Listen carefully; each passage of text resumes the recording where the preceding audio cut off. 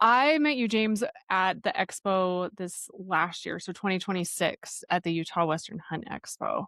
And we were working together at the Mountain Ops booth. You're a fellow Mountain Ops ambassador and a challenge winner. And I kind of just really enjoyed hanging out with you. And then after the fact, I'm like, that is someone that I would love to have come on the podcast Well, thank you. and chat more with because you were just so cool. I was telling my family all about you and stuff. So I was Thank like, you. when the time comes, we'll have to chat. So I'm excited to have you in studio today to Me do too. Me too. that. But I kind of, when we were hanging out, we were talking about the now and everything like that. I kind of want to go back prior to the James that I got introduced to at the expo. Tell me about like your childhood and what that looked like. Are you originally from like born, raised Texas? Yes, ma'am. Yeah, I grew up in at the time was a small town called Grangerland, and Okay. I have two brothers and a sister, and I honestly had a great family life growing up. I mean, it was my dad was a preacher, and my mom was a stay at home mom. She was amazing, and no, my childhood was I cannot complain about one thing. I think I see my parents fight twice my whole life. They've been married 50 years, so Really? Wow. yes, Well, good for them. 50 years right. strong. I was like, me and my wife's argued twice within 5 minutes. That's what I was So, thinking. I'm like, wait, it's 2:30 in the afternoon and I've already had two of those with my husband too. So that's right? pretty funny. Were you guys, where it was a small town, was being outdoors something that was just like part of life? No, not at all. Actually, Okay. I grew up with it was a straight sports family. I mean, I ran track, played football, baseball, and basketball year around. So Okay. I, I've never even seen my dad shoot a bow or a gun for that matter, and he's 70 Interesting. something.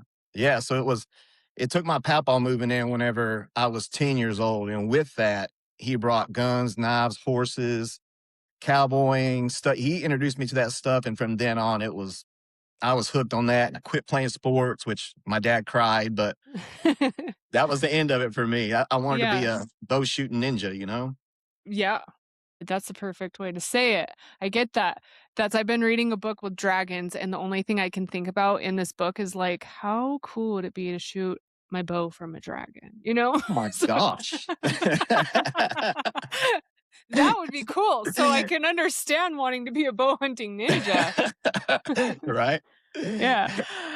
So your grandpa moves in with you. Is that just kind of the norm at that point? You guys had your grandpa living with you and Yeah, introducing you to all those things? yes, ma'am. He moved in, like I said, whenever I was 10, and he basically passed away at our house whenever he was 83, I think. So, he was right. We didn't have a lot of land, so he was pretty much right next door. And I Mhm. just the time he moved in, I stayed over there. He was pretty much like my dad for a while. So And was there, like, a specific hunt that he decided to take you on or, like, a slow introduction to maybe, like, a BB gun or something like that? What was your first moment with him? he was the grandpa that every time a grandchild was born, he would buy him a Mhm. gun. So Okay. he actually did buy me my first Ruger. It was a Henry lever action Ruger 22. Mhm. And but at that point, the first person to take me hunting was my sister had a boyfriend that was real big into squirrel hunting. So he took me hunting whenever I was about 11, and we killed a bunch of squirrels. My mom made dumplings and all that. And then that was an introduction to hunting. And then I seen the show Robin Hood, and Yeah. I got a old bear recurve, and then I still love shooting guns, but bow hunting for me is where it's always been. Mhm.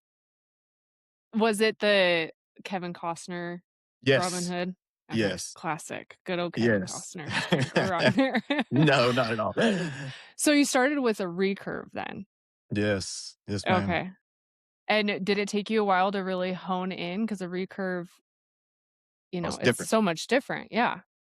Well, yeah, I mean, honestly, I don't think I ever got honed in with it, but I mean, I killed I killed some Yeah. stuff with it, but like you said, especially when you're younger, it's a totally different world than now I shoot compounds. I mean, I have a 7-foot trad bow, but I mean, I can't hardly hit nothing with it, so I shoot my compound. Yeah, gotta love the trad bows. I know my husband just drew an antelope doe tag, so, a meat hunt, and that Right. was the first thing my little guy said to him, "You gonna get it with the trad bow, dad? You gotta get it with the trad bow," and you could see Right? Cody being like, "Oh, I should, It but" does feel different. It does feel different in a weird way whenever you do shoot something with a trad bow like that. Yeah. It's just What harder, you know? Right, and so and it's just, like, it goes back to, like, the beginning of the primal Right, using that. right. Plus, you're so much closer Yeah, 'cause you n have to well, be now so much with closer. compounds, yeah. Yeah, they're shooting deers from 500 yards away like it's a sniper rifle. Right. Have you harvested any, like, bigger game with your trad bow? No, no, a couple bucks, of course, but nothing trophy worthy or nothing like that. You know, I grew up actually doing just it was kind of ingrained with it from my papaw to it was kind of meat hunters, you know. Mhm. I mean, I don't have nothing, of course. If I ever ran across a point scoring buck or whatever it was, I'd blast it. But it was kind of more of just meat hunters, you know. So, and I've never got to hunt out west. I've never gotten any big game or nothing like that yet. But Yeah. my goal, Yeah. That's still awesome, though, like, a deer with a trad bow, not yeah. very many hunters can say that, so Right, right. It's that's different. still incredible. Was it from a tree stand, or what were one of those It was harvested? actually started off at a tree stand, and then, I got out to use the restroom, and, he kinda creeped up in the spot, and I poked out and just luckily got a good shot on him. He wasn't at a very good angle or not, but luckily I got a good shot on him and chased him about 75 yards, and he was down. Nice. That's Yeah, yeah. it's always how it goes. If someone has to go to the bathroom, it's about to go down. Good thing you had your Right. bow. Right, good thing I always have my bow. Yeah. So, from there, you're then getting into trad bow. At what point do you pick up a compound? It wasn't until I did that for probably about 6 years, and then I honestly had no intention of moving to compounds, and I went to a Mhm. buddy's house, and they were shooting from 40 yards away, you know, with these and back then, the compound was different. It was called a Oneida Eagle, and so the limbs were different. They folded over, you know, like, they folded Mhm. over like this instead of and, I shot that, and then, of course, after that, I shot my treadmill every once in a while, but I pretty much stuck to that afterwards, so about 16, I'm guessing, 17. Okay. Yeah. And then what was your first season like with that? Were you successful? No, I didn't shoot anything for probably 3 seasons after that. I mean, you know, but hunting, if you're going out there and you're not happy only when you kill something, man, then, you know, that kinda sucks. I mean, I love going out there and I mean, we would shoot hogs and stuff like that, but not what we went out there for, you know? Mhm. So, it was always fun. I always love hearing when people are able to hunt with the older generations, like their grandparents, and get out and actually get a hunt with them because I think so many people look back and think, dang, like I just didn't get that opportunity, or Right. you may be too old at that point to really take me out and do things. Were there specific lessons that you've learned from your grandpa that you've taken and passed on to your kids? You know, when we first started going, he had been crippled for a while. So most of the time, if I was with him, we had to shoot from a ground blind. And again, that's a Mm. completely different thing. And honestly, I'm not a patient guy at all. But if there was one major thing, it would be patience that I try to pass down to my kids, you know. But patience is so huge, man, in life, especially in hunting, Mm, you know. mhm. So that's it. And honestly, he's the one that taught me about grit, you know? He's the one that would say all the cool sayings old guys say to kids, get them all pumped up, you know, and so he taught me that, and I've tried to pass it down to my boys, but it's just doesn't come off the same way, Yeah. you know, but They always know how to deliver it just right. they There's something about the 100%. essence of how they do it. Yeah. I do always that's something my husband and I talk about too, is it's funny, like, the good old boys seem to just be the guys that have all the patience in the world and have no problem, like, going back to the same spot over and over again, Yep. and And it's and it it's pays fun going off. hunting with them guys, you know, if Yeah. I mean, you know, but you've been in the stand with the guys that were like act like they were on crack the whole time, and you're just like, "I wanna get out of here. We ain't gonna kill nothing with you in this blind," you know? Yeah. Yeah, for sure. Yeah, gotta learn to slow down a little bit and appreciate those things. I definitely think that comes Yep. with age too, for sure. Oh, well, oh, 100%, 100%. So at 16, you're starting to, it sounds like dwindle away from all your sports and really get into hunting. What is life then looking like from 16 on? What's James up to? That was pretty much the well, at 16, I was hunting a lot, but I also started riding bulls at that age. So basically, that's all we did. When me and my buddies weren't riding bulls, we were hunting, whether it was hogs, raccoons, they had dogs, raccoons, squirrel, I mean, honestly, whatever we could kill, and eat, but whatever we Mhm. could kill and eat, that's what we were doing from then on out. I quit riding bulls whenever I was about 22. And then, like I said, since then, it's become basically just hunting and now fitness. No fitness. You sound like my husband's cup of tea because he was the same way, started riding bulls, and then it was either we were rodeoing or hunting. Like, there was nothing in between Nope. It's between awesome. that. It's all I wanted to do. Yeah, always on an adventure for sure, right? Yep. Yes, ma'am. What is your favorite recipe with squirrel? Because that's not something that we really hunt around here. My mommy would, well, the only way I like it, honestly, is squirrel dumplings. Okay. So she would make, just kind of like you're making chicken and dumplings, but with squirrel. I mean, Mhm. we tried it. Okay. We've tried it, salt and pepper over the grill and barbecue, and man, it's got a different freaky taste, So that's Mhm. really the only way because it kind of masks it a little bit, but that's really the only way that we've ever ate it. Yeah.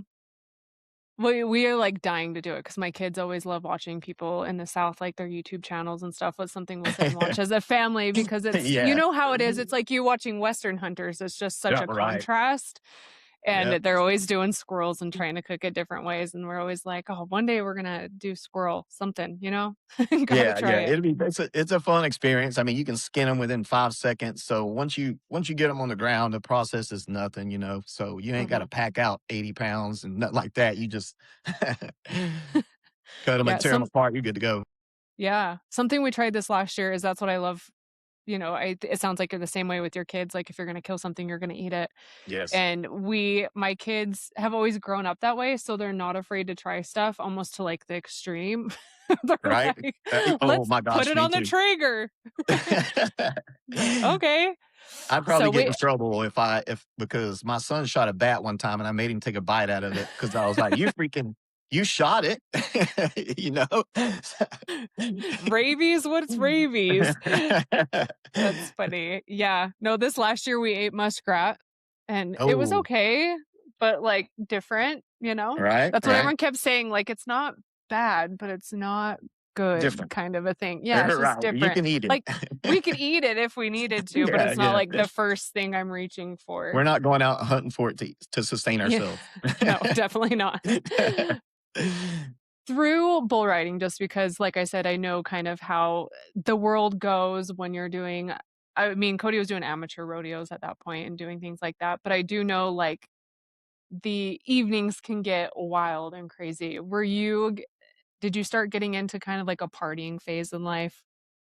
Yes, definitely that kinda kicked it off. I actually started drinking when I was 12, and then but by that time, when I started rodeoing, I was pretty much an alcoholic because, even whenever we was hunting, most of the time we was drinking. Of course, like you said, after rodeos, all we did was party. It was just a big party, and so it Mhm. was I mean, we would ride bulls Saturday and Sunday and then go to practice pins or hunt on Wednesday, Thursday, and then we was always drinking. So we was drinking 3, 4, 5 nights a week at 16. Yeah. So and then it just took off from there, of course. Yeah. Can I ask, like, 12 years old, sound you have kids. That sounds Yes. so young. How I does it start at 12? I honestly, I couldn't imagine it, and I pray to God every night that they don't end up like me, but, I had always of course, back then, people didn't know about ADHD and bipolar and none of them things. You were just a bad kid or quit being a crybaby. Um, Mhm. like I've said before on the podcast, at 9 years old, I told my dad I wanted to kill myself, and, I had no idea how I even knew what that was. Yeah. So I had always struggled, even not calling it depression with the depression. And then my papa moved in, and I remember I was he had liquor. You know, he wasn't a big drinker, but he always had a bottle of Crown, you know, for his cough. And I remember the first drink I took, I didn't know what it was or how it felt. Just that I felt better. My head kind of cleared up. You know, I didn't care. And then yeah, like I said, from then on, it just anytime I had a chance, I started staying out of his house a lot, and then you know, start one or two. Started with 13 years old, you know, getting drunk. So, Hmm. and that lasted 25 years. A game changer in piece of gear for both myself and my family has been utilizing digiscoping. If you're not familiar, real quick, digiscoping is when you use your phone to capture photos or videos through your spotting scope or binoculars. And if you're wanting the best and most simple system to digiscope with, All In is hands down it. If you're out in the field and want to capture the moment through your optics without fumbling around or missing the shot, All In has you covered. What I love most is how seamless and user friendly the system is. Like, seriously, so easy to use. My oldest son, Cooper, and Rivers has used it before, but Coop was using it to film my bear hunt. It's that easy. He was able to capture the shot, follow the bear, and that way we were able to go back, look at the shot placement, and then where the bear went. And then, of course, when Cody got to us, we were able to relive those memories with him all over again. And now I can look back at that footage and watch it forever. It's been especially awesome for hunting with kids. You can show them exactly what you're seeing and then relive it later with clear and steady footage. It's a whole new level of connection and storytelling in the outdoors. And they just dropped their brand new Nexus system, which gives you a quick connect, universal fit across multiple optic setups, and you can connect it to your gun. It's built to be even faster, lighter, and more adaptable, perfect for when every second counts in the field. So whether you're chasing big game, scouting with the kids, or just want to document your hunts with ease, All In is a no-brainer. Head to allin.co and use our code RECKONING for 10% off your order. That's Allin, OLLIN.co, and use our code RECKONING for 10% off. If you've followed Reckoning for a while, you know I don't recommend gear unless I've actually put it through the ringer. And if you've ever messaged me asking, Britt, what pants are you wearing hiking or hunting? It's almost always the First Light women's 308 pant. Honestly, I've spent the last 20 years trying to find hunting pants that actually work for women. Most brands seem to miss the mark though. And I'd usually end up buying the men's pants because they had the durability, the pockets, the vents, and all the features I wanted, but they never quite fit right. Like a saggy crotch. Nobody wants that when they're out hiking. But First Light finally figured it out. The women's 308s have all those performance features I love from the men's version, but they're designed to actually fit a woman's body, hug those curves. They're comfortable, they're tough, and they've held up through everything I've thrown at them. I've crawled through the sagebrush, hiked miles, packed gear, and worn them season after season and through different seasons. And they just keep going. I wear the walnut color all the time when I'm out hiking or spending time outdoors. When it's hunting season, I switch over to the circa pattern for a full camo setup for bow season. And it's not just their pants. I absolutely love their jackets and coats too. One of my favorite features is that they're designed to fit comfortably over your bino harness without feeling bulky or restricting when moving. The hoods are incredible, the fit is thoughtful, and you can tell this gear was designed by people who actually spend time in the field.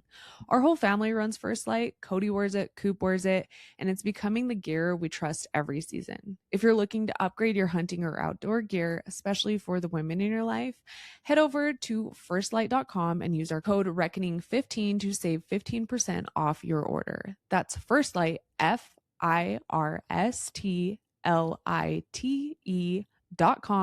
with code RECKONING15. And in that time frame, I think like your story is relatable because so many people have experienced that and they just don't talk about it. And like you said, the numbing aspect of the alcohol, especially in a time when people weren't as open to discussing what ADHD is and things like that, it's so easy to find something else for the numbing. Yes.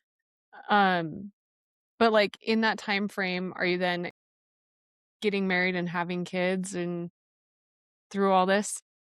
No. Oh well, during that time frame up until just a few years ago, yeah, Yeah. I got that continued, and then that you know, of course, people say alcohol is a gateway drug. I'm not saying it is or isn't, but it was for me. And so, you know, at 16, I also started smoking weed with that, and then Then came the harder drugs, and that was a part of my life for a long time. And then, when I was 25, I got married, swore I was gonna quit, be a better guy, and I just couldn't. I tried. I just couldn't. My mind would, I felt crazy if I didn't. And that kept up, of course, till about 3.5 years ago now, I guess. And I have 2 boys, and now I'm the man that I should have been a long time ago, And it sucks and it's hard to talk about, but it's just the truth. Mm. Was there I know and that's, I guess, what I was trying to say is so many people can relate to the story of that because you mentioned, like, wanting to stop. Would you go through phases of, like, trying to or just could not? 1,000 times. I mean, I could go a couple weeks, and then all it would take is one time to set it back off, and I tried the medications and all that stuff, and they worked a little bit, but man, alcohol and, honestly, drugs worked better. And Mm. I was still I've always still worked and took care of my family, and I've always pretty much been a good dad other than that, I mean, me and my wife been married 20 years, so I've always been good with that, but it was that other aspect, like my oldest son that's all he knew until he was 15. My youngest son he's 9, he gets to see me like this now, but my oldest, he basically seen me drunk every night his whole life. And I think that's something too people I've seen recently, the more people talk about getting sober, is a lot of people will talk about maybe different signs of addiction. And so many people are like, well, I can fully function and I have a job. I'm being a good person, showing up. It sounds like you kind of had that same experience. I was a fully functioning alcoholic, and I mean, and it was I'm not talking about I was drinking. I drank a lot them 2 years I was in college, I mean, I was a everyday, every single day, liquor, beer drinker, and every day, 7 days a week, for that whole time period. And I mean, and it was and again, there was, I had interventions and stuff like that, and but it's not that easy. And for me, I wanted to change, and I knew that, and I would pray to God give me the strength, but honestly, in my heart, I really didn't want to. I didn't think that I could live without it. I didn't think, and even at that time, honestly, I didn't think God was gonna help me with it. So, even though I Mm. prayed for it, I really didn't want it. He didn't give it to me. Was there a tipping moment that really started all this as far as like getting sober where you've sat and prayed? Yes and no. Like, kinda like the whole story begins with mountain ops. I mean, it had been getting worse, and I really at that time, it was all just meant to be. I really at that time was starting to get to the point to where I was like, I really don't wanna drink no more. I'm 250 pounds. I was like, it's gotten out of hand. Of course, it had been out of hand, but it was just getting to the point to where, man, me and my wife couldn't go to restaurants unless they served alcohol, or we couldn't go to no events unless they served alcohol.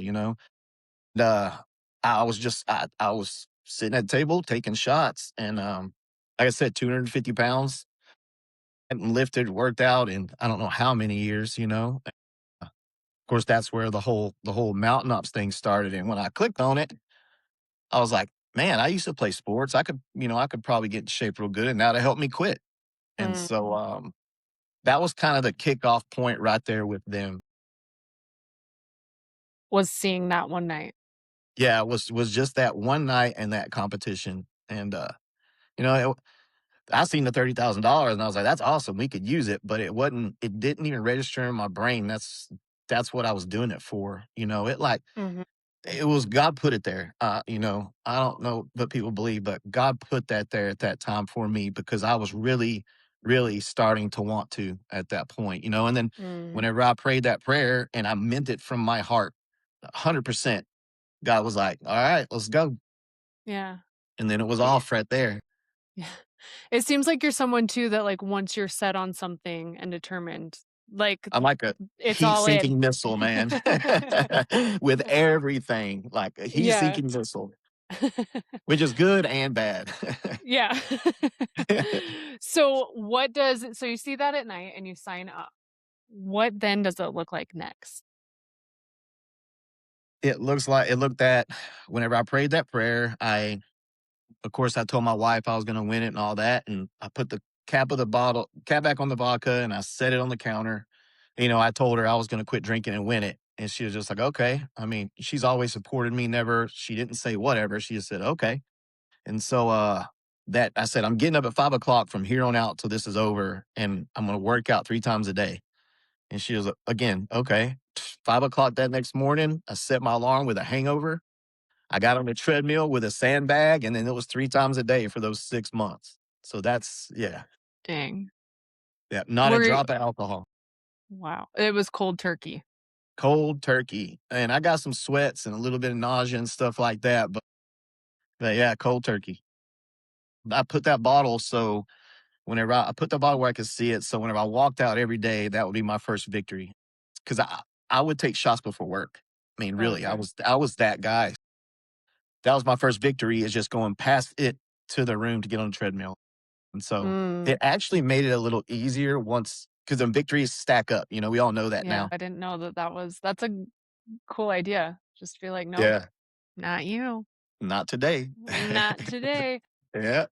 What tips do you have for people that are looking to get sober? Well, number one is, if you if you have an addictive personality, Mhm, you have to replace that with something. You're not just gonna go cold turkey and sit around on the couch. It's just not gonna work for you. You have to replace it with something. And do have addictive personality, so I replaced it with fitness. And that and again, you're not gonna quit until you really, really, truly want to. I believe mm, God only gives us what we're willing to fight for. So that's there, and then just it would depend on what kind of person you are, just try to stay away from it, as much as possible. It's really hard nowadays because everybody seems like everybody drinks. mhm, But just I kinda took myself out of that picture with my friends and even some family for a little bit, until I got to the point where, I mean, I can be around it and not care. I mean, I can take a drink of beer and not take another one, like, I don't it was completely taken away when I asked God to take that away from me. mm. And I know, like you said, you were hunting and drinking was a big part of hunting, and you still hunt and do those things. But as so many people know, it is part of, like, hunting and camping, Yes. depending on the group that you're with or your family. How do you navigate that to still be able to go do those things you love and maybe with the buddies that you like to without wanting to just, like, go hard because it's hunting camp? You know what's awesome about friends is you really find out who they are Mm, whenever you change and get better. I I pretty much don't have I have one friend now after all that, and he still drinks and everything. Whenever I'm around him, he don't push me to it. He thinks it's awesome. And my family, of course, they were super excited because of all the stuff I put them through over the years, and there was a lot of bad. I mean, there was jail and there was family fights just because I was drinking and drunk all the time. And so they really helped a lot by keeping that, until I got to the point to where I could be around it, keeping it out of the way, even red solo cups and stuff like that, just, at the time, just to help me out. But yeah, the buddies, at first, it was, oh, you're a weenie, but they used other words. It's bull crap. You're going to be drinking in 2 weeks. You haven't been sober in 25 years type of deal. And then, like I said, I talked to one of those friends now. Hmm, So find out who your friends are. 100%. Anytime you get better, you start bettering your life. And then you see, people for whatever reason, I'm not gonna say, but you Yeah. know, No, it's true. No matter which way you better your life, if it's your health and fitness, sober, whatever it may be, business, you definitely find out who your yep, friends are. yes, ma'am. I know that um you said that there was like gel and things involved.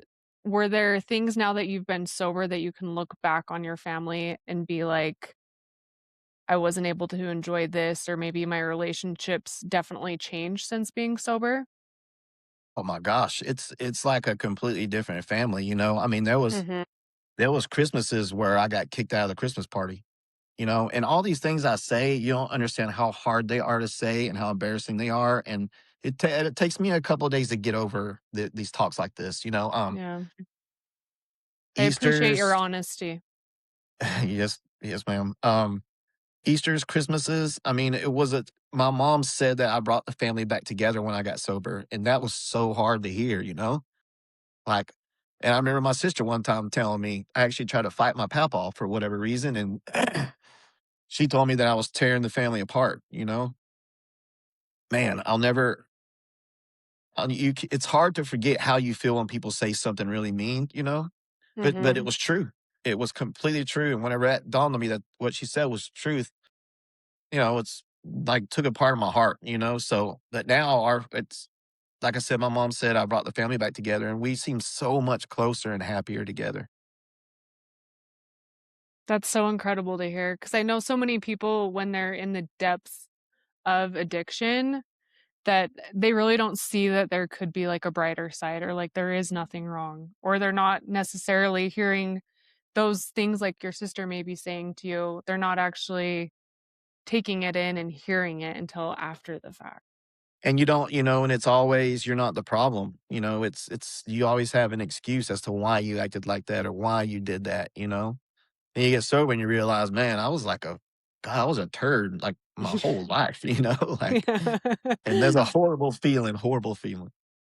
But it led me And to where I'm at today, you know, and yes. my whole point of I wish I could take it all back, but then God's like, well, then what would you say? How could you reach people like you to bring them to me?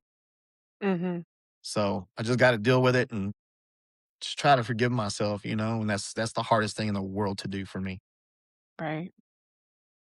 And I do appreciate you sharing those things because I know it can't be easy. Nobody wants to air out their moments of, not being their best selves or embarrassing moments, especially when it comes to family and the way that you're acting. But you're right. I think definitely God put you in a scenario where you were able to change and share your story and be open and honest. So many men and women Yes. can relate to what you have to say. Yes, 100%. So the big thing that you're doing every morning is you're going out, you're walking past that bottle of vodka, and you're getting on the treadmill. What else is your health and fitness? What's this, like, big journey look like for you? Losing because you were 250, you said. Yes, and from then on it was and again, you know, like I said, I'm a heat sinking missile, so I had this goal and it started off 2 a days for a while, and then it didn't take long where I was getting up at 5, I was running or rucking, and then on my lunch break at work, I was doing CrossFit, and then when I got home, I was lifting and running again. And so that was I really did that for 4.5 months until I started training for marathons and stuff. But I did that for 4.5 months. And I mean, and that helped a lot not drinking because I just stayed so busy, Mm, you know? And yeah. now I do 2 a days, but it's not near as obviously not near as aggressive, not near as Mhm. much, you know? But it still helps. So I couldn't imagine not lifting or running anymore. You know, it would be not good for me. Yeah, it sounds like that was a really great distraction to just keep you busy and keep you going during that Yeah, I time gotta frame. stay busy. I gotta stay busy. Yeah. Did you have already, like, equipment on hand to start this program, or were you just making do with what you could find around the house? I had a treadmill and my mom had given me, and it was like a 1942 model that ran off of bicycle chains, but I used that and then I used that and then I have a pretty big porch, so I started doing pull-ups on that. Okay. And then at work, I found a tractor tire on the side of the road. So I flipped it up in the back of my truck. And then so I started flipping the tire. And then I just did a lot of pull ups, a lot of push ups, a lot of sit ups. And then, of course, over a little bit of time period, I started adding weights and adding benches and stuff like that to where to now I have a full gym in my back room. I mean, it's padded floors and everything, you know? So, Yeah. but no, I started off with an old school treadmill and that thing still runs and I still put 30 miles on it a week. Did you have, like, a specific program you were doing too through all this? Well, prior to this, I actually through all that, I started lifting when I was 15, and I Okay. lifted till I was about 26. It was all old school style and all that, back in the day, but explode and eating 40 eggs a day and stuff like that. And so I knew my way around the gym already. And so, but like I said, about 25, I stopped. So whenever I picked it back up a few years ago, I kind of already knew how to program and I already knew what worked for me. Mm. And so, other than having the weights, I really had no problems programming myself. And I lost 40 pounds in 2 months. I mean, and it was the right way. I wasn't starving myself. I just knew what to do. And through all this, are you also changing your diet? Obviously, your alcohol has been taken away, and that does a lot for the body. Are you changing, like, your protein intake and what you're eating? Oh yeah, like honestly, I think most of my weight loss just come from cutting out alcohol because that's Mhm. 1,500 calories a night right there. That's a whole meal and a half. And so we attribute a lot of that to quitting drinking, but oh, definitely. Of course, my protein intake went up and my carb intake went up just to keep me fueled for everything that I was doing because. Like I said, I wasn't just lifting. I was doing CrossFit Mhm. workouts. I was running. I was rucking. And so I just had to stay fueled. And on top of that, I'm a massive fruit eater. Like, people would be surprised to know that probably 70% of my diet is fruit. I mean, Which for real, all kinds. Oh, yeah. I love fruit too, I get it.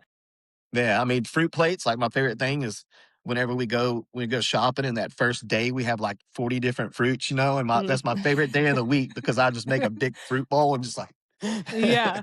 I get that. I was just eating out of a half of a watermelon before we recorded, so we're 2 peas in a pod. Heck yeah. It's one of my favorites.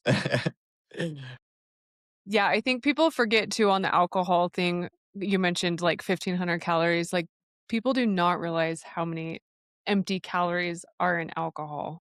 Even I noticed, like, not just alcohol, people don't really realize what they're drinking, how many calories they're putting in, a single Coke or a Oh glass my of gosh. tea or, all those things. And whenever I work with people, that's, like, the first thing I say is, "Man, watch," of course, you write down everything you're doing, everything you're drinking, everything you're eating, and they're like every single person is like, "Dang, I didn't know I was consuming 1,100 calories worth of just fluids a day." Right?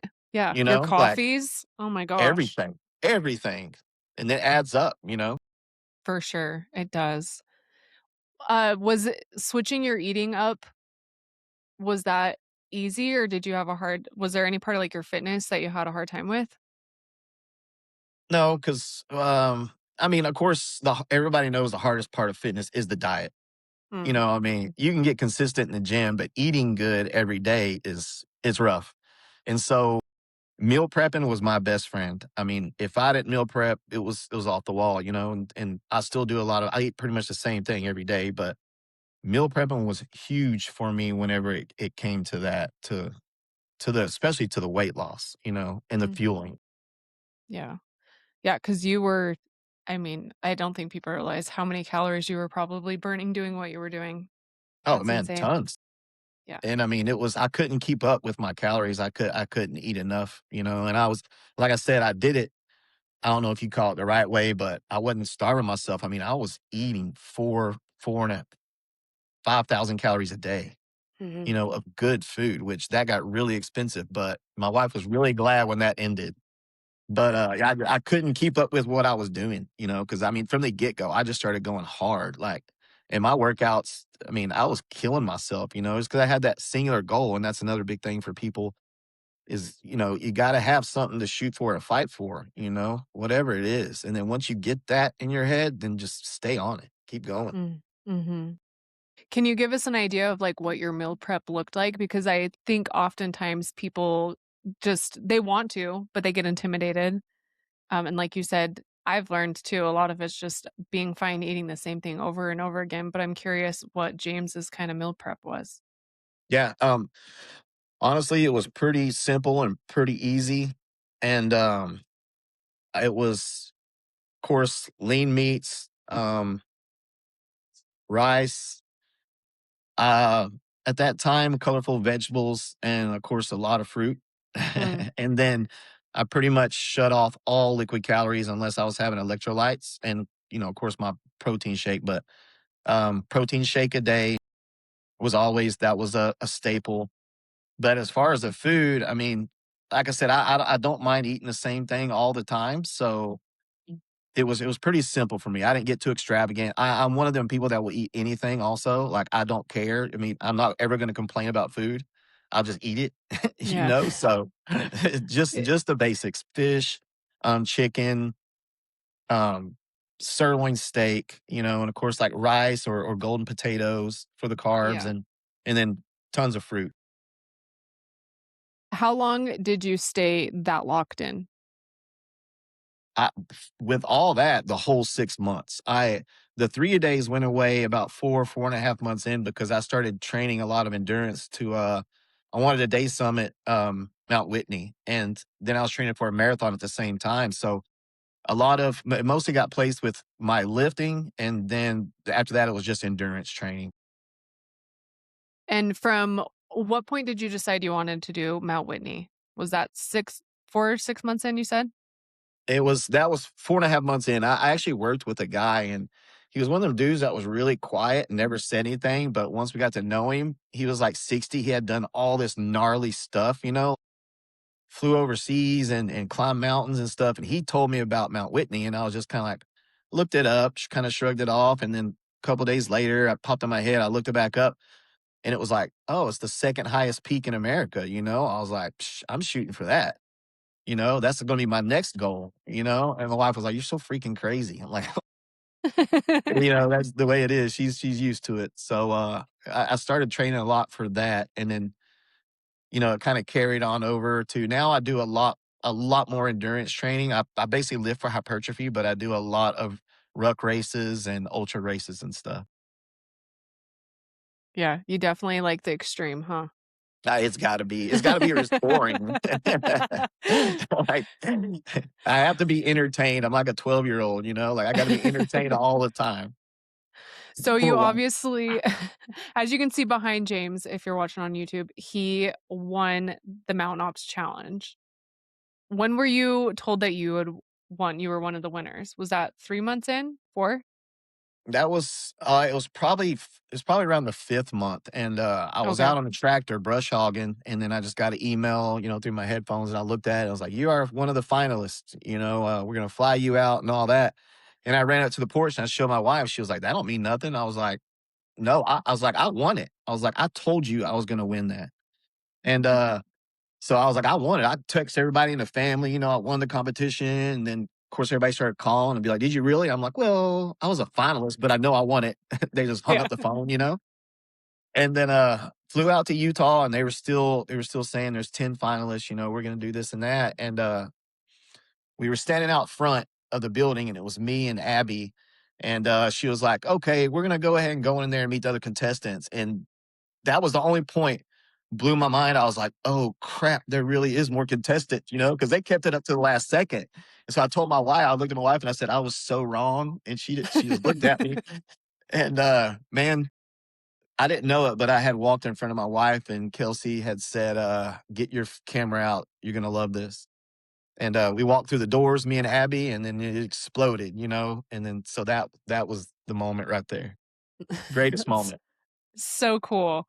Still makes me excited. I love watching that video of you guys because it's so well Yeah. deserved. It So was then it it was hard. go It was hard for me to contain. I cried, and I couldn't quit crying, I was shaking. I mean, it was and not only because the money, honestly, I actually walked out of there and left my check. They called me back up and was like, "Hey, you might wanna come get your check." I was just so happy with what I had done and the life change that I had made. It had not become I didn't even care about the money. Of course, when I put it in the bank, it was awesome, but, Yeah. at the time, I was just happy that I won. Yeah, that gives me chills. That's so cool to hear. Yeah. Definitely was on your heart for a reason way outside of just the money, and I think that goes to show why you won too. 100%, thank you. And so it sounds like you conquered this. You knew you win, you were calling everyone you're a winner, and now you're like, "Now what?" Yeah, And yeah. then it's Mount Whitney. Yeah, I had summited Mount Whitney, probably, I'm guessing, like, a month after that. So I took Wow. off. I told my wife, I said, I'm going to summit Mount Whitney. She said, okay. And like the next day I was on a flight to Mount Whitney. Yeah. And then I summited that next day because I only had a day pass. You can have a day pass or a multiple day pass, but all that was left was day passes. Mhm. So I took the day pass and summited Mount Whitney and flew back home the next day. Dang. Yeah, it was pretty What gnarly. I had work pants on and work boots and like didn't know what I was doing. Ran out of water twice and I all thought I was gonna die. It was horrible. that's what I was gonna ask if you, like, trained and prepared, but I'm guessing no. As good as I could, box step up, stair climber, stuff like that. But you really can't and then plus you had to worry about the altitude, which Mhm. luckily I was okay with the altitude, but Yeah, that would be my first thought with you going from Texas to that is right, the because altitude. we're at pretty much sea level here. So that was my biggest worry, So I took all the oxygen things and all that Mhm. stuff. And I was on the way up, I was not bragging but anything, but I was passing people. Like there's a thing called the 99 switchbacks where you're just going like this up the side of the mountain. Mhm. And I was like blowing past people, So it surprised me too. I mean, it was pretty awesome. I can't wait to go back. I want to go back. That's cool. Try Are to you beat my gonna time. Yeah, there you go. Maybe, like, make a trip out of it, find someone to go with or something would be cool. Well, the goal is my son, but he's Cool. really lazy. So that's going to be a tough one. Call him out now, and then he's gotta Yeah. do it. I like it. Yeah, the altitude always surprised me 'cause I don't know if you remember, we were talking about doing Kings Peak here in Utah.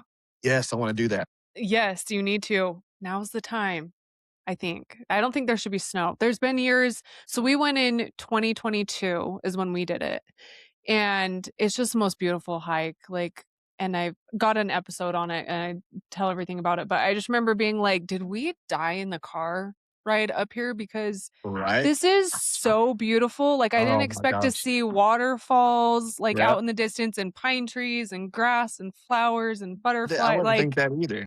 I know, it was such a trip, and I was just like, "I wanna stay here forever," but it reminded me of that when you were talking about the altitude because obviously it's here in Utah and we're used to Utah, but it's as you're getting ready to summit, I was recording us and I felt like we were doing awesome, which I still think we were. But it's funny, we got home and I was watching the videos and you can hear how thin the air is because both of us are like, like, Oh, and yeah. but at the time I was like, I'm doing I'm awesome, just killing like trucking it up the hill. But it's so, I'm like, you can hear like that the air is thin. it. Yeah.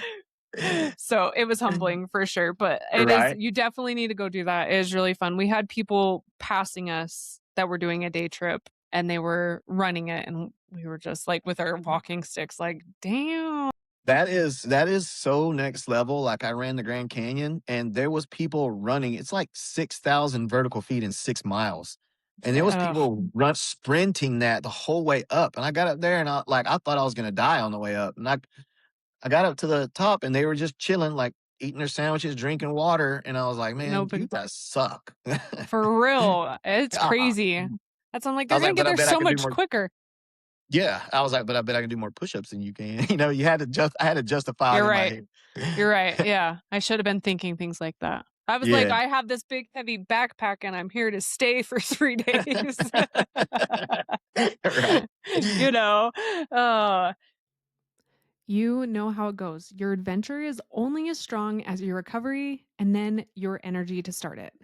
That's why I've been loving Mountain Ops' naturally sweetened line. If you haven't heard yet, I know so many people, including myself, have wanted there to be a naturally sweetened line when it comes to the favorites, Hydrate and Ignite. They are naturally sweetened with Reb M and monk fruit. They're just as effective with hydration and energy to fuel the day. Whether I'm working out, working, hunting, chasing the kids, or just trying to stay on top of everything, I always have a packet in my bag of either the Hydrate or Ignite and or both. Sometimes they stack really well, meaning you can mix them. Even my kids ask for the Hydrate sticks when we're on the go, especially when we've been out hunting or camping and obviously after their sports sessions. And let's talk about their new product drop. I have been waiting months for this. I may or may not have gotten some inside scoop, and I'm excited. It's their clear protein. This is their new Magnum Clear Whey. It is so refreshing. So what you do is you mix it with water, and it makes more of a protein water, if you will. It's light, fruity, not chalky or milky at all, and it's low lactose.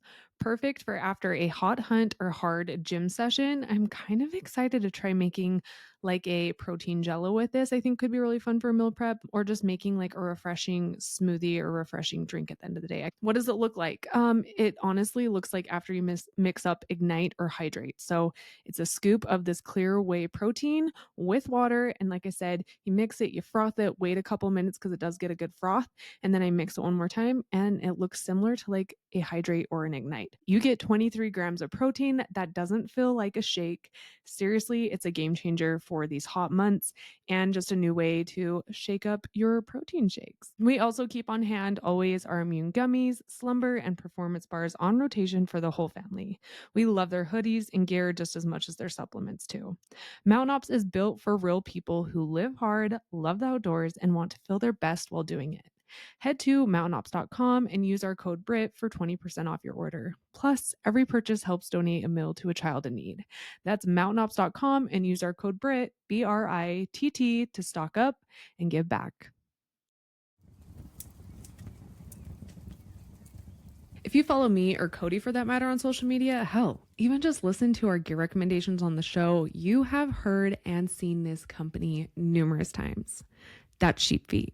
Sheep Feet is known for customized orthotics to your feet and your boot. Each pair of orthotics they make is different and 100% custom to each person's feet. Their process gives them a precise replica of your foot, which allows them to make high quality orthotics specifically for you.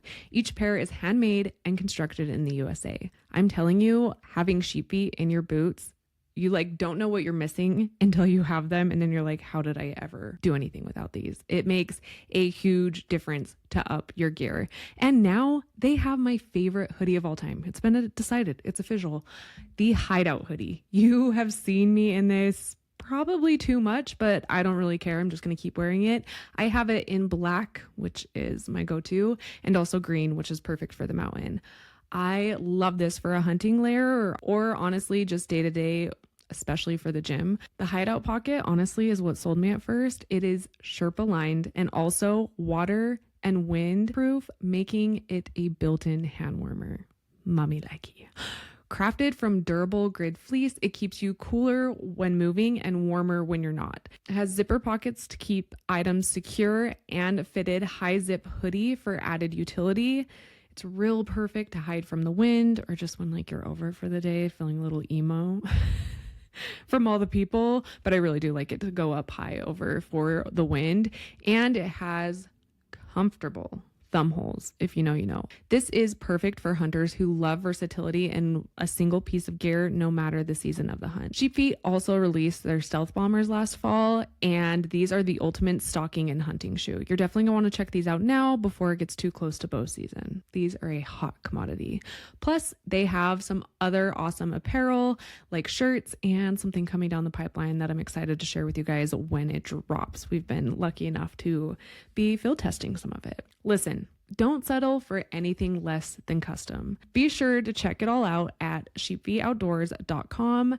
They have hooked you guys up with 10% off too. Plus, Sheep Feet are HSA and FSA card approved.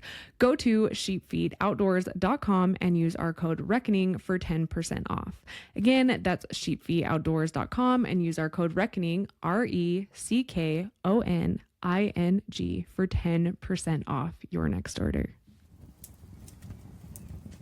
So after Mount Whitney, do you come home and you're like, now what's the next thing? Is it the marathon? It's the marathon, and then I went after. Actually, I did two like 30Ks, which is like 19, 20 miles. And then I did a marathon. Then after that, I haven't done anything less than a 50K, which is 32 miles. So it went again, like, and it was really stupid. I would not tell anybody to do that because, man, I stayed hurt. I stayed sore. But after you get to a certain point, you know, after the marathon or the ultra, like going back, I couldn't possibly think about why I would go back and do 10 miles, you know? Mm.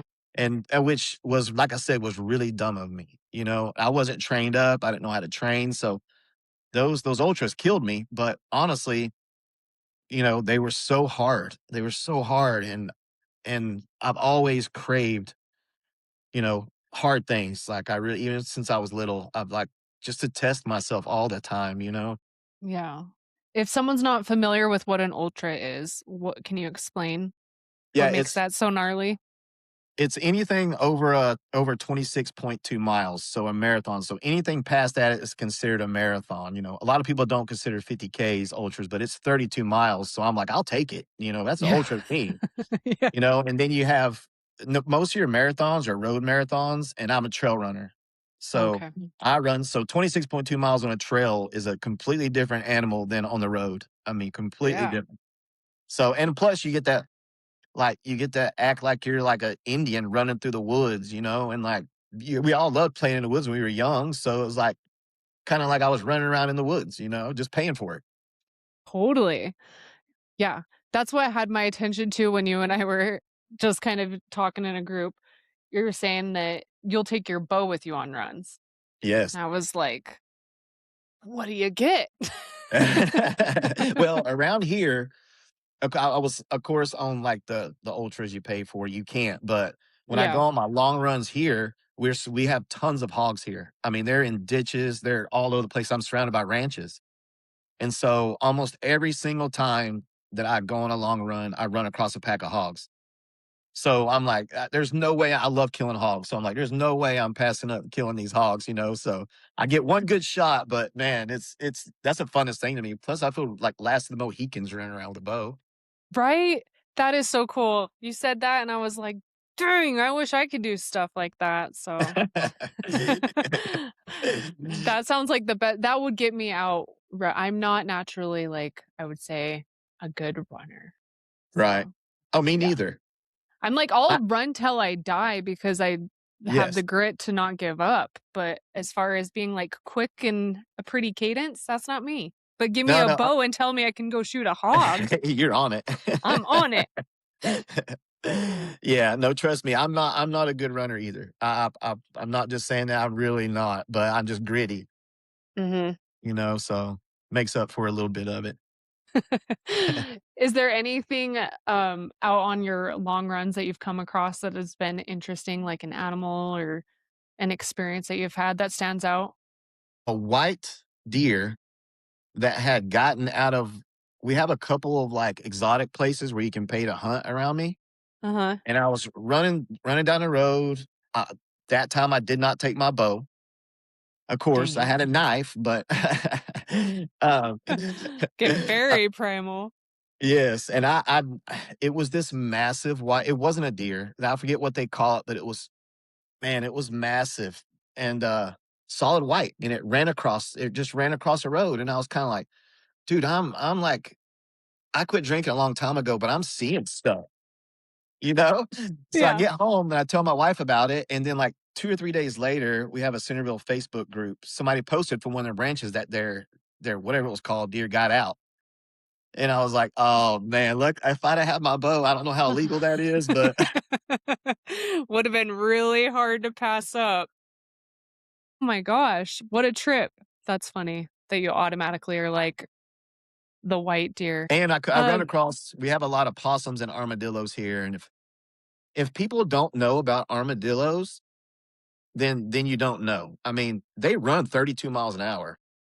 you were telling me that and I was blown away that they're Yeah, fast. and they jump like 6 feet in the air. It's they're so hard to kill, but then I found out that they're really dumb and you can pretty much walk up to them. But then they don't look they're like me, they have little short legs. How do they jump so high?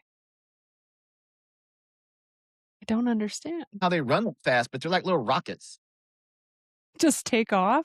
Just take off, and so I was trying to shoot them with my bow from like 20, 30 yards, and they was hard to hit, you know, but then I was on my run, and then they're so dumb, like, you flash a light on them, you can just walk up to them, And then they'll stay.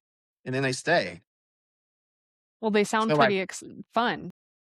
yeah, they're fun, they're definitely fun to kill, and they're a nuisance, you know, so Mhm. Yeah. We saw our first one, of course, like a bunch of Utahns out in Kansas, and we saw um, an armadillo that it was on the side of the road and been run over, but we were like, like, we gotta go get a picture and see it because my other son wasn't with us, so we sent him a video, and I'm like, I'll bet these like locals are like, what are these What is going people on? doing? We were like, oh my gosh, an armadillo! And there's actually people that eat them things, Really? and they How would? are, I don't know, they are so nasty looking, but gosh, people eat them. Do you know how they cook them? I have no idea. I'm assuming the same way they cook the turtles around here is they just cut them out of their shell and put them on a Mm-hmm. barbecue And call it a day. and call it nasty. Like, Oh my gosh, I've yeah, my kids would be cooking an armadillo. and snakes. And snakes. Oh man. Yeah, we haven't cooked a snake yet. I'm It's not worth shocked. it. It's not worth It's it. it seems like a lot of work. And they're so bony, you don't hardly get anything from it. So if Yeah. you're not in a Ew. life or death situation, there's no sense in even trying it, unless you just want to say you have. Yeah, no, that's true. There's places around us that like cook snake every once in a while, so I might as well try it at a restaurant and not have to go through Right? Yeah, the you can get nitty-gritty. rattlesnake bites at some restaurants here, but Yeah. it ain't worth Yeah. the pay to me. Some people love them. I don't care for them. Yeah. Have you ever shot a possum out of the tree while it's hanging from its tail? No, and we have bunch of possums. I've never seen one do that, but Is we that have them not all like a over the place. thing? Is that a I Hollywood thought thing? I thought it was in the cartoons, but I've never seen it. But the possums we have around here, they eat my horse feed, which is high protein, Okay. so they're jacked. I mean, they're like 40-pound possums that look like they got out of prison, you know? Yeah. And so they're really fun to shoot with my bow. But then I found out that they actually like keep snakes away and they're actually super clean and like they keep rats away and all this stuff. So I put a halt on that. Yeah. I still get the armadillos a lot. Nice. Yeah, get those armadillos. That's pretty cool. I wanna shoot an armadillo. I, like, have this especially being from Utah, like, the possums, I would totally Yeah. want one as a pet, but I also have always had this vision of shooting one, again, with my bow from the tree while it's hanging from its tail. Just one, and then after that, I'll keep its babies. Right? They're so cute when they're little too. Oh, I haven't got to see a little one. That'd be cool. Huh. See all the fun things when you live somewhere else. It's so crazy how like vast America is Right. and all the different animals and changes that there are to like hunting and the way people live is just so cool. It is So so I cool to me too. I always love visiting with people from out of state and hearing what they're up to because yeah, then same thing. You hear Western hunting and you're like, yeah, we're gonna just go hike that mountain for the day and maybe go shoot something in that hellhole and call it a day. And see, that's of course being from where I'm from, that's what I want to do. That's what I think is Yeah. so cool. Hearing those stories and that's I mean, that's like a, a life thing for me. That's what I'm driven towards.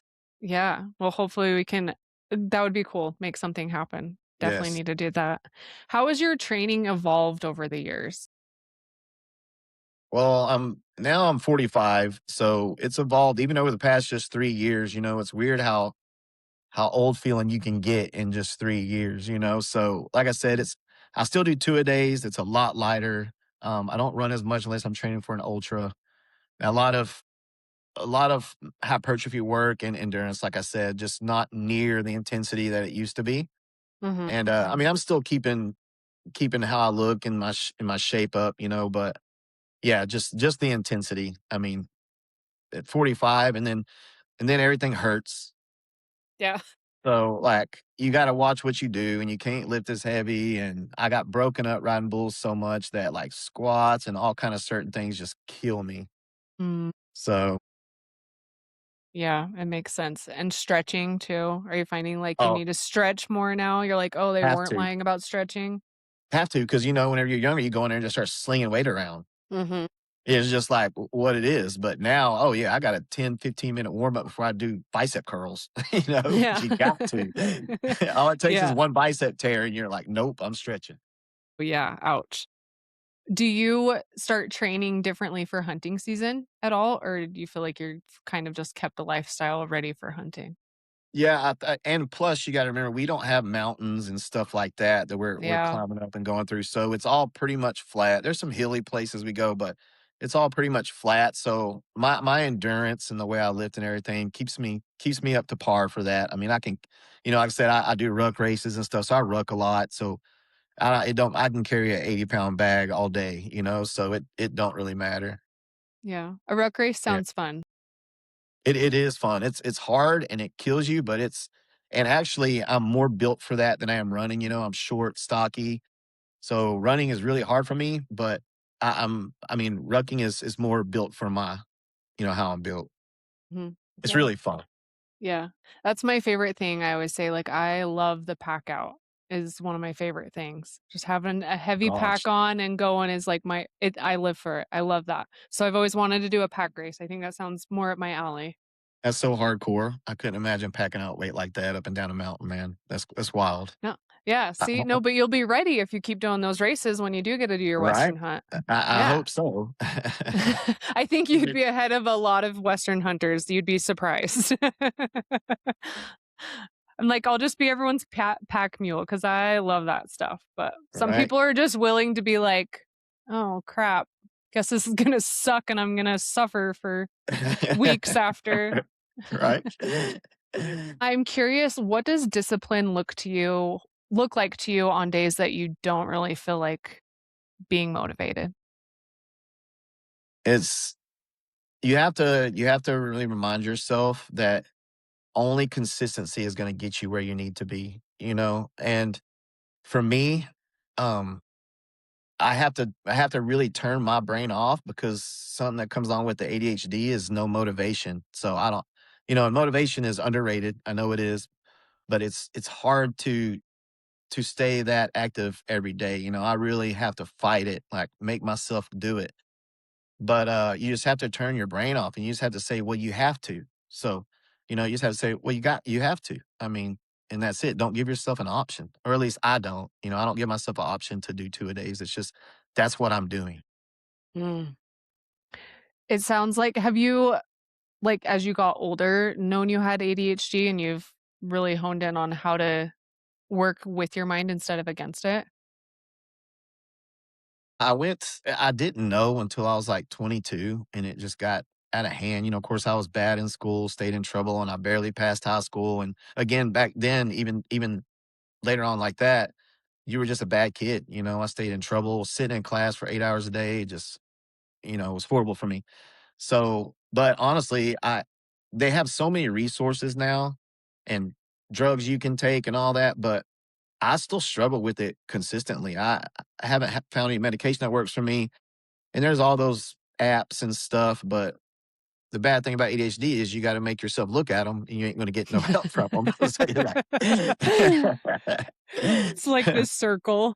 It is. It's a horrible circle. So that's why I say that, especially, that's why I said, especially for me, I gotta, if, if it's time, if it's 6 o'clock in the morning, I can't say, well, I should. I just have to get up right then, and go do it. Or, I mean, I'll talk myself out of it. Yeah, just go through the motions. Yeah, just go do it. You just have to do it. That's what I tell myself. Through your whole journey, like your health and fitness, wellness journey, I would say, with getting sober and all that, what things would you suggest for maybe spouses or families to do to help support somebody in a similar journey? Telling the truth, it's hard to hear and it's hard to do, but tell them the truth. Tell them how it's affecting you. Tell them how it's affecting the family. I mean, it's like I said, it's hard to hear, but that's the only way that person's going to realize it. Because, like I said, all you do is give yourself excuses as to why you're doing stuff. So somebody like my sister, somebody says you're tearing the family apart. It's like boom. Never even thought about that.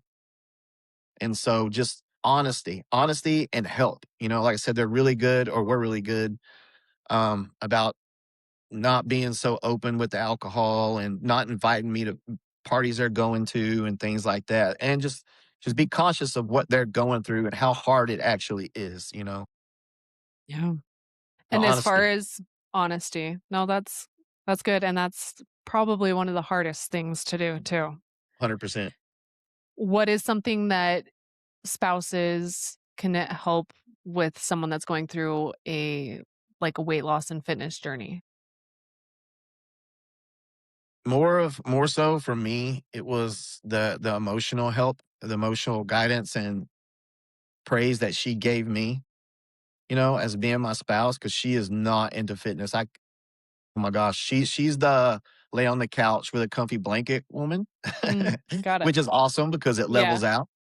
But helping me with meal prep, just motivating me, saying, "Hey, man, you're still a little fat. You need to get back in there." So, and that's what you have to have. I Yeah. really that's what I told my wife. I said, no matter what, whenever we first got married, I said, we have to have brutal honesty with each other. That's it. If you don't like something I'm doing, how I look, you tell me and I change it. That's how marriage should be. And so, I mean, I kind of got off there, but yeah, making the meals, I mean, I cook too, but making the meals, helping me meal prep. And like I said, just emotional support because it's hard, especially that big of a turnaround and change. It's hard. So emotional support, and not just brutal honesty, but telling them, lifting them up Yeah. It goes a long ways. long ways, especially coming Keeps from them. somebody you love so much. Yeah. I Yeah. know. There's nothing better than when they like notice, because it's funny with, I'm sure for you too, like with my health and fitness journey, I'll start noticing like you do like a lift and you're like, oh dang, like you see something pop in, but then Yes. like nobody else does. So Nobody then else when says anything. yeah, yeah, you're like, really? Nobody saw this? You don't Um see this? yeah, hello. But then when your spouse, this person that like you want to look good for and things like that, when they notice something and they say it, it just like boosts the ego a little more to be like, okay, I'm gonna keep showing up. Like it's paying Right. off. There's a little vanity factor in it that's totally fine. 100%. It's totally fine. It gives you confidence. I'm not the guy now. I'm not the guy that I wear a hoodie no matter how hot it is in the gym. When I don't take my shirt off no matter where I'm at. But my wife's the only person that sees me naked, and if she says I'm sexy, then I'm all for it. Like Exactly. I don't care what anyone else thinks. It's care. all for you. Yeah. Exactly. Couldn't agree more. You mentioned when you work with people on things, are you working with clients on like health and fitness, or what are you doing that route? Health and fitness, and I'm looking to get into more like the spiritual side of kinda combining fitness and faith. Mm, But, yeah, just health and fitness right now. We got a local gym and I got hooked up with and I'd worked with some people prior, but being a personal trainer on the internet is just not it's awesome. It's a good way to make a lot of money. It's just not for me. I'd rather be person to person, touching the person, helping them, seeing what they're doing right then, helping them that way. So I live in a one stop sign town, but they put in this big, massive, like Olympic gym for some reason, and it's mostly like 70, 80-year-old dudes, but I still get to work with them one on one, and I love it. that's so cool. What a fun Yeah. little treat. You went from a flippin' tire you found on the side of the road to now Right? having that experience. 100, and I still got that tire, and I still flip that sucker. Well, that's the best little workout. It is. It's a massive tire. Yeah. And there's just something so thrilling about being able to throw something around. Yes, there is. I don't know what it is, but moving weight is awesome. Yes. You mentioned that you have a Christian men's website coming out. Yes, ma'am. Can Um, you tell us about that? yeah, yeah, it should be dropping Monday. It's called The Forged Union, and, what it is I set it up. My initial thought was I wanted to help people, through faith and fitness and people mainly for people with addictions or struggling with recovery and things like that. And then it morphed into, well, why don't I just create a website where Christian men can get together and talk to each other about hunting, about fitness, golf, whatever they wanted to talk about, and they can meet each other and create this brotherhood. And so that's what it became. And I've had so many people be like, "This is amazing. There's nothing like this." I mean, there's gonna be Bible studies on it and highlighting Christian companies and just things like that. Because for me, faith and fitness, they go together. I mean, Mm, I figured that out when I started. It was just like, they're peas in a pod, and it's one helps so much with the other that, so yeah, I'm really excited about it, and it's just a subscription deal. But I told my wife, I was like, I don't care. Like, if one dude on there texts me and is like, "Yo, I quit drinking," or you saved my life. I'm like, done, game over. Like, I'm happy. It doesn't matter. That's what it's there for. And that just to make men better, make men happier. It's such a cool concept, and especially just being able to have, like, a community there with like-minded men too. 'Cause that's Right. something that I've really wanted to try and highlight this next year with the season of reckoning is focusing on, I think, men's, mental health Oh, sometimes man. gets such a sweep under the rug that I think there definitely needs to be more conversations about that, and places people feel safe, men specifically, Yeah. to And have that. and that was my big thing is men do, and I don't know why. I mean, but men do have this thing about talking to somebody face to face. But if you can go on somewhere and you don't have to put your real name or address or nothing, you can just be Joe Blow but get on there and talk about your addictions and then talk about somebody that went through or is going through the same thing you have. It's going to be so much easier for men to talk about it, Mhm.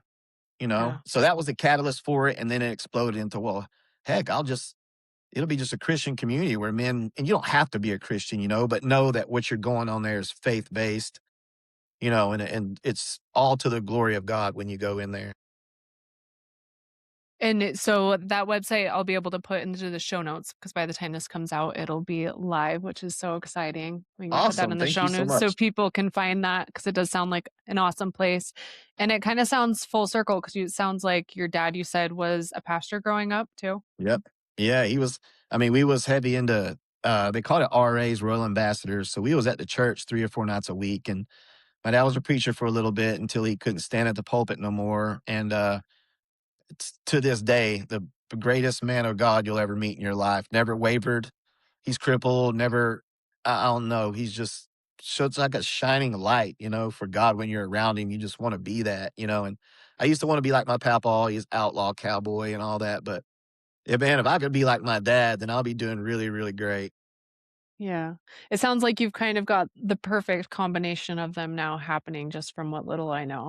Yes, 100%. It was the perfect because one shaped me into, the man I am, and one is shaped me into the man I wanna be. That's beautiful.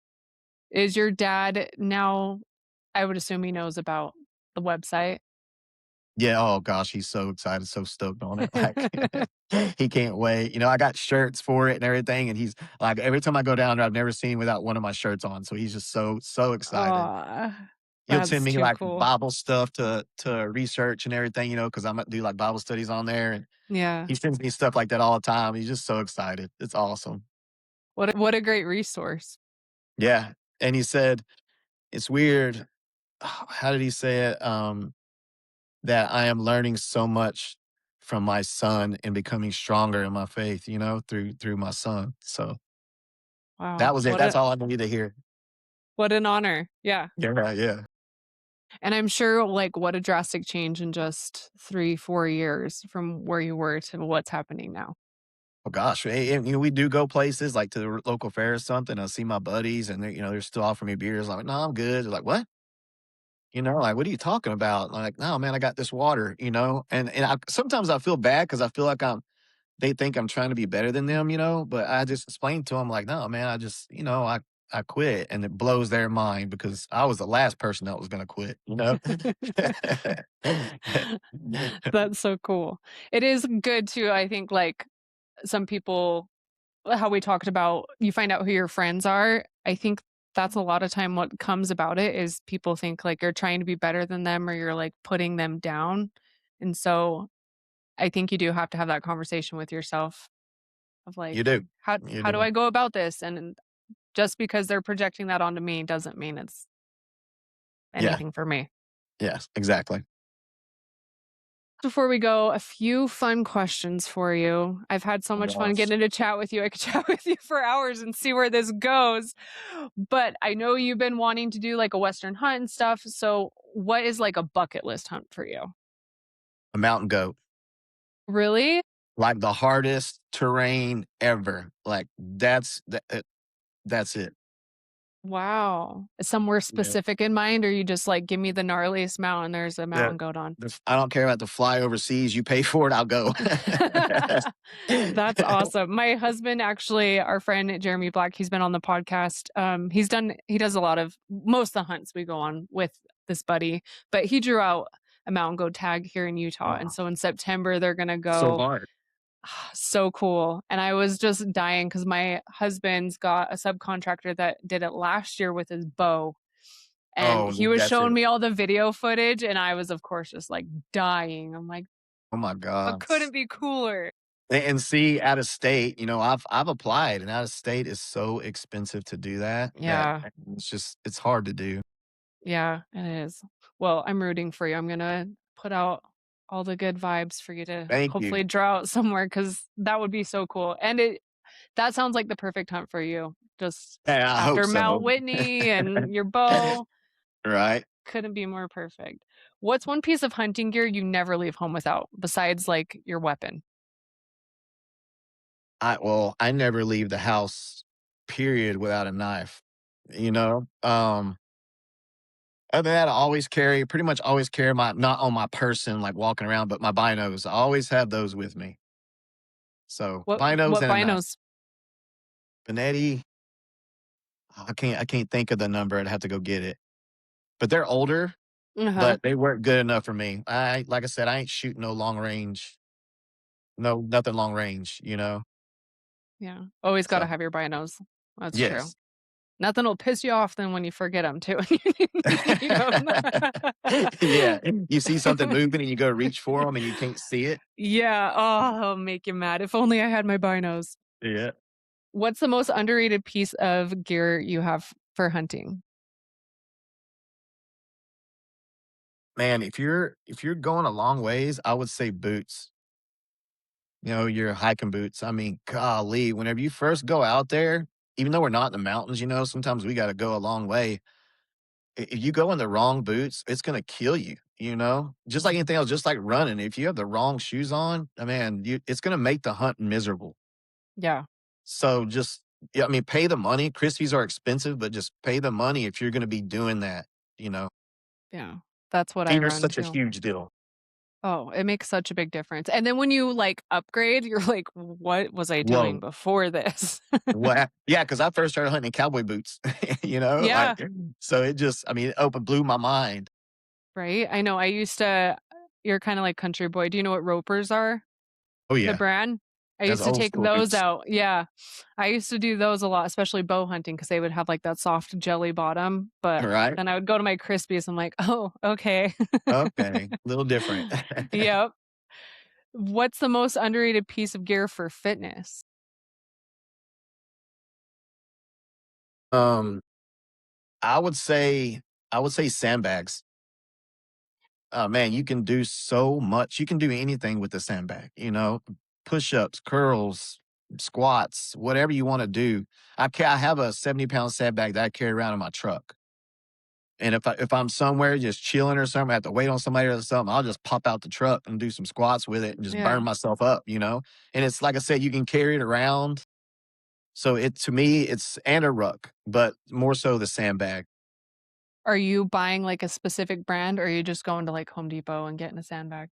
No, you know what? I bought a sandbag from Amazon 3 years ago when I first started. It was like 25 bucks, and I beat the crap out of that thing, and it's still perfect. I Nice. mean, that thing's been slammed a million times, and it's still stitches are still good, everything, so You'll have to find what maybe go through your orders and let us know what one it is. heck yeah, I will. I will. Yeah. That's what I loved about your story too, is because so many people get intimidated with starting fitness, but you just found stuff around the house that you had a tire, you went out and did push-ups, pull-ups. People forget like you don't need all that fancy equipment. You know what? My chest workouts are push-ups. There's a certain way I do them, but that's what my chest workout is, and my chest ain't awesome, but it's okay, but that's all I do. And and also, for me, just the way I am, lifting weights and stuff gets boring to me. So having that to be able to go out there and switch up, flip tires, I have a rope from a tree, climb the rope, doing pull-ups outside. It spices it up a little bit and changes it up than just going to the gym and Yeah. I like it. Well, and it's functional too, because I think you can functional. always tell the difference. I've throughout the years of working out, like I can tell the difference when I'm doing functional stuff and then I go to do something on the house or the yard or with the kids or hunting and you're like, "Oh, that movement helped me do this." So much more. Like, I just had to lay off for 2 months because I tore my calf muscle, and I was so even though I still looked okay, and could lift, functional stuff was killing me, and it's because I Yeah. wasn't able to do them things, just flipping tires and stuff, and I felt like crud. So luckily I got back into it, and I still can't do a lot, but I can still do some of it, so it's helped out a lot again. Yeah. And I think like you said, with age too, that's the way to go. Yep. What's your favorite wild game meal? We love recipes around here. Um, can it be any wild game? Yeah. Like, we also have a lot of rabbit around here. Yeah. Now, I mean, I've had elk and all that stuff, but I didn't kill it and I didn't cook it. Like I know a lot of people that do that. But as far as me, of course, I mean, I'm staying away from the obvious like deer, that's Yeah. awesome. But rabbit, like they're around here, they're so easy to capture or kill. They're super easy to skin.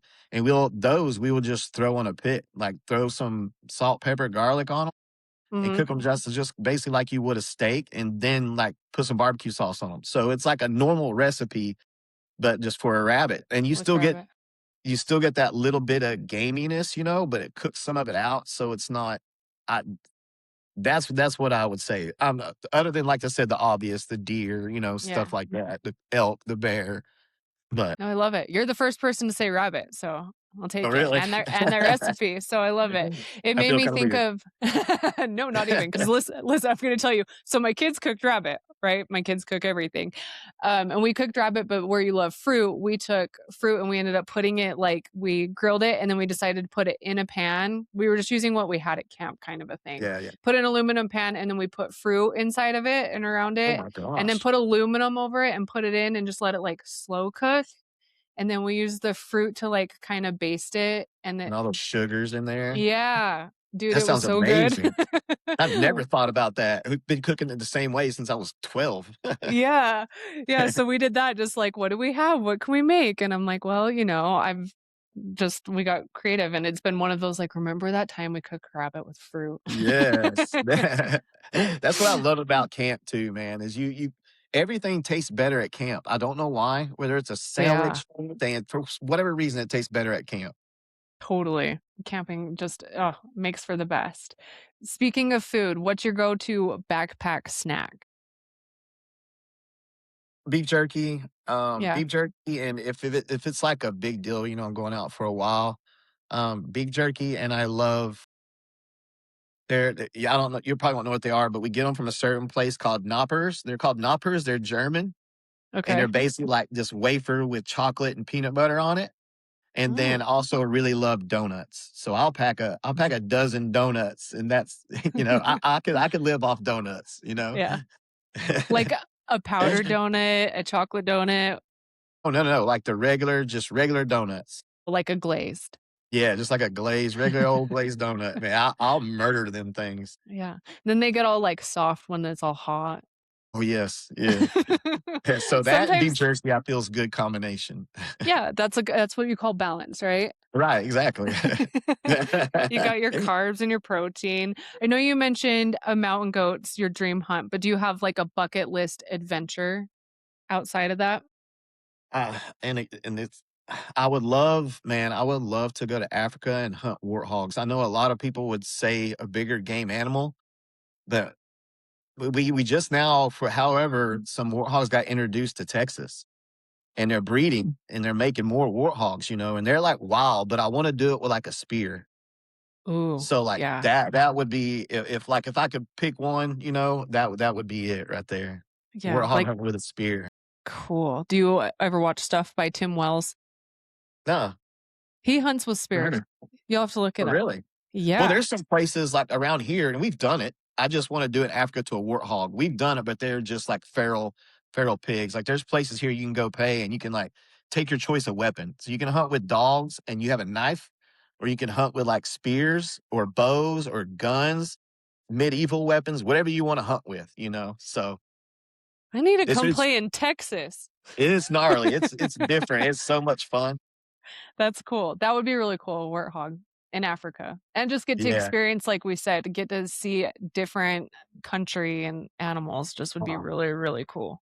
seeing a giraffe roll around would be gnarly, man. Like, I know. Can you it's crazy. imagine? Yeah, and a lion out in the Oh world. no. Just See, so cool. I wouldn't kill a lion, man. I like I wouldn't cats. kill it. I would want to see it. I would want to see it for sure. Yeah. Yeah. So one of the reasons that I called the podcast Reckoning is because I think we're all reckoning with something, whether it's like a challenge, a dream, a new season, or something we're trying to overcome. Life has a way of taking us to like really step back and take an honest look at life, right? As you well know. So, what's something you're currently reckoning with this season of life? Still, honestly, my past. It's hard to it's hard to forgive yourself for things that you've done, even though it says Bible says forgive yourself, and people are like, well, that's not you anymore. But it's still hard, and it's something that is always on my mind. I'll just be doing something, I randomly think about something I've done, and man, it's like you can never make up for it enough, no matter what you do. And then you spend your life trying. Like that's what I'm doing right now is trying to make up for it. But I feel like I did a lot more bad than I have good. So it might take a while. Well, it sounds like your new website is going to be awesome and probably a really great place, not only just for other people to connect, but for you to connect with I like hope so. minded Oh, people too. that's my dream. That's my wish. That's my hope. So, What hunts and adventures do you have coming up this year? oh my gosh, I have a couple ultras planned out, and I'm going to Colorado next month to do some hikes. They have like more 14ers than anywhere else in America. So me and my sister are gonna fly out there and try to hike a couple. Cool. Um, but as far as hunting, the thing about hunting out here is I don't have any plans as far as like going to a lease, but we have a like 2 miles down our road, our buddy has a lease. It's like 2,000 acres. And man, I just love going out there and hunting those pigs with my bow. Like that's my favorite thing to do because Yeah. you you can set up on them in a stand, but I like stalking. That's why I want to west hunt, man, because I want to stalk. Yeah. I mean, I've done it before, but going out there and just stalking hogs and they're so hard to kill, like that's the best for me. So I have a bunch of that planned up. I mean, it can be Tuesday and I can just roll out there and hunt Wednesday morning, So That's awesome. yeah, Yeah, that makes it fun. That is one thing I love being able to because bow hunting has my heart too, and I love the stalk because when you can make it all come together, there's nothing like it. But out of state, I'm always jealous of people just being able to the hunting opportunities as far as tags yeah, for is real. much easier. So that sounds cool. Well, I can't wait to see. Hopefully, you share some things on social media about your guys' hike. That sounds incredible. And maybe some For hogs that sure. you get. Would be cool. Where For can sure. everybody find you, James, on social media? And then remind us again of the website. And I'll put it all in the show notes too so people can easily access it. Okay, my Instagram is jamesstone1933. I don't have TikTok or none of that stuff, but the website will be www.theforgedunion.com. And my sister's telling me to get a TikTok, but I don't know. I don't know how to use none of that stuff, man. So it's so hard for me. I know it's tricky. And it got to figure out like where you want to put your time, right? Exactly. Yeah. Exactly. Maybe sister can run it for you. Right. Hey, and you know what? People can reach out to me if they just want to talk about something else or anything. They can just email me at jamesstone1933 at gmail.com. I mean, I'm always checking that, and I'll talk to you. I don't care. It's really kind of you. Yeah. And I'm sure people will have all kinds of different questions, whether it's regarding, sobriety or health and wellness. I know you said you don't take virtual clients, but you Yeah. are a man with lots of fantastic ideas and some good outlook and direction. So I Thank you so appreciate much. that, James. It's been fun, and we'll have to catch up and maybe see how your hunting season goes this next year and how your website does, and catch up after that. For sure.